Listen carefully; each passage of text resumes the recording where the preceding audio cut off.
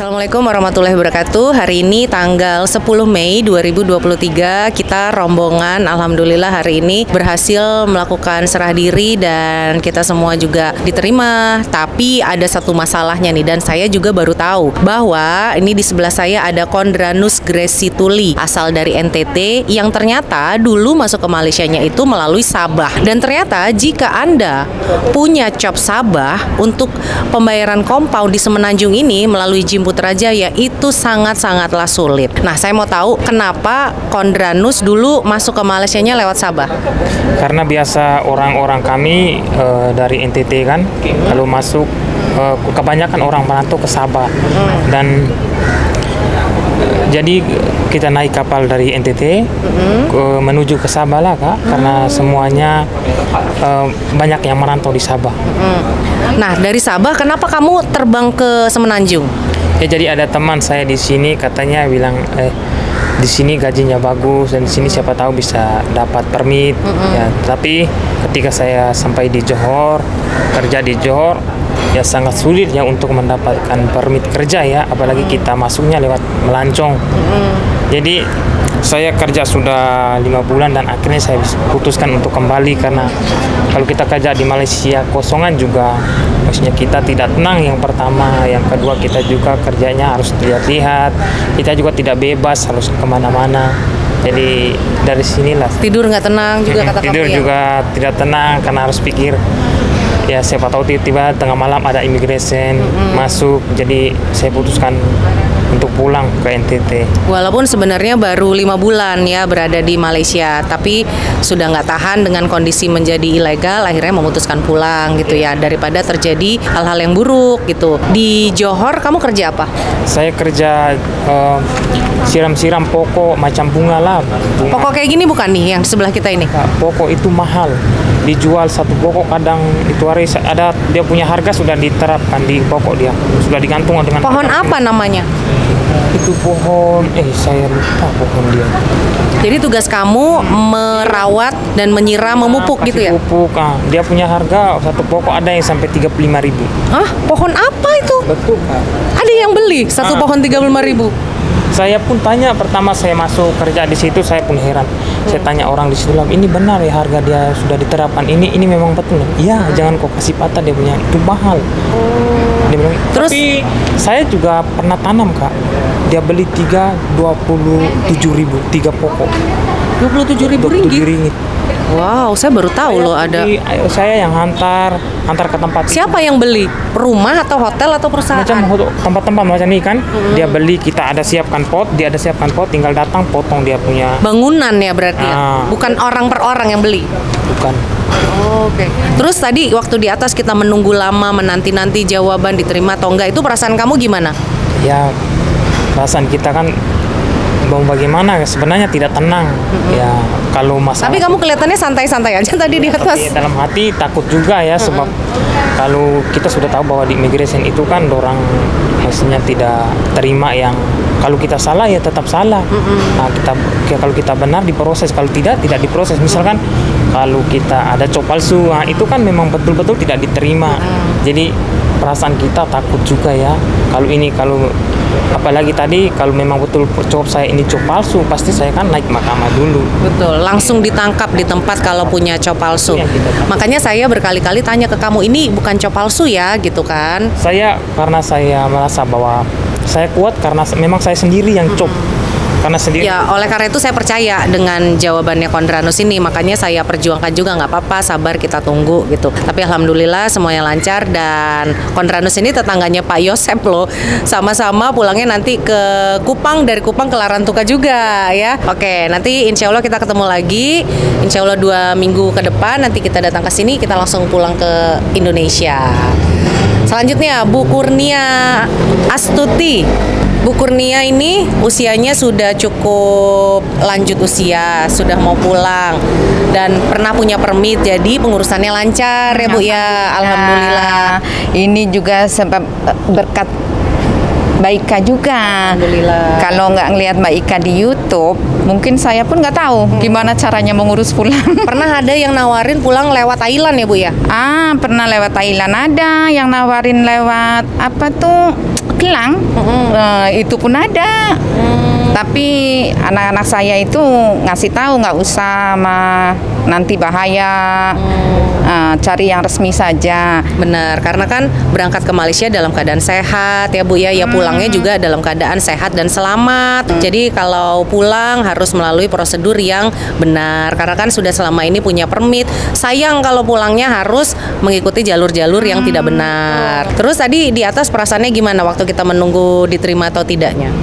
Ya kalau bilang nggak deg-degan itu bohong ya. Memang deg-degan banget. Apalagi saya kalau ngelihat orang-orang udah berseragam kayak gitu, mules betul jujur. Mules nggak Bu?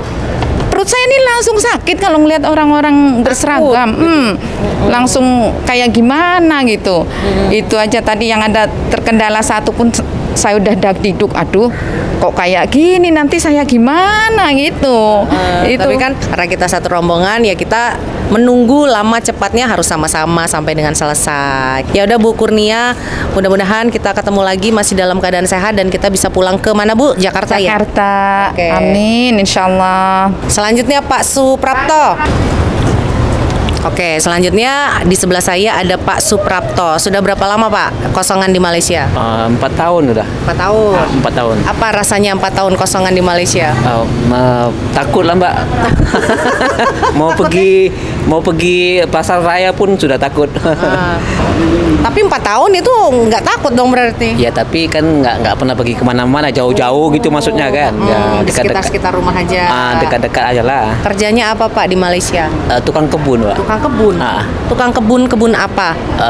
Maksudnya garden perumahan, rumah banglo kan. Oh, yang merawat perkebunan di perumahan-perumahan gitu ya, yang potong rumputnya, pohonnya, bunga-bunganya gitu ya. Menyiram bunga, lepas itu kasih bajar ya kan, macam itu lah. Banyak perumahan atau satu perumahan aja Pak? Cuma satu perumahan aja. Oke. Berapa sih Pak bayarannya kalau tukang kebun gitu merawat taman ya berarti?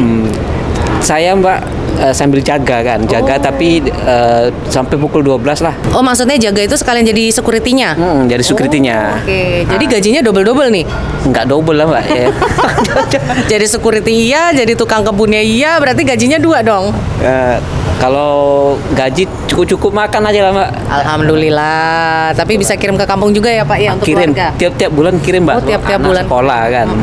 Berapa anaknya Pak? Anak 3. 3. Saya kuliahkan anak lagi Mbak kan. Yang perempuan. Kuliah di mana anaknya? Di Kisaran. Kisaran di Medan ya. Medan. Alhamdulillah. Sudah mau lulus anaknya? Yang satu udah lulus. Udah lulus. Itu dia. semua karena biaya dari Bapak bekerja di Malaysia. Iyalah. Alhamdulillah, Malaysia baik berarti ya Pak ya, bisa memberikan rezeki. Syukur. Iya syukur lah. Insya Allah kita 2 minggu lagi ketemu dan kita akan pulang ke Kuala Namu. Oke Pak? Oke. Terima kasih ya Bu ya. Sama-sama Pak Suprapto. Pak Saimin ayo Pak. Kemudian di sebelah saya Pak Saimin. Gimana Pak rasanya ngurus compound Pak? Ya senang-senang susah lah. Apa senangnya? Ya senangnya banyak kawan, susahnya tunggu lama. Lamanya kan cuma 3 jam, bukan 3 hari kita nunggu Pak. Ya. Deg-degan nggak tapi? Ya deg-degan sih tak ada lah. Nggak ada ya? Karena rame-ramean ya Pak ya? Karena ramai saja. Berapa lama kosongan di Malaysia Pak? 9 tahun. 9 tahun dari tahun 14. 2014. 9 tahun apa yang dikerjakan di Malaysia Pak?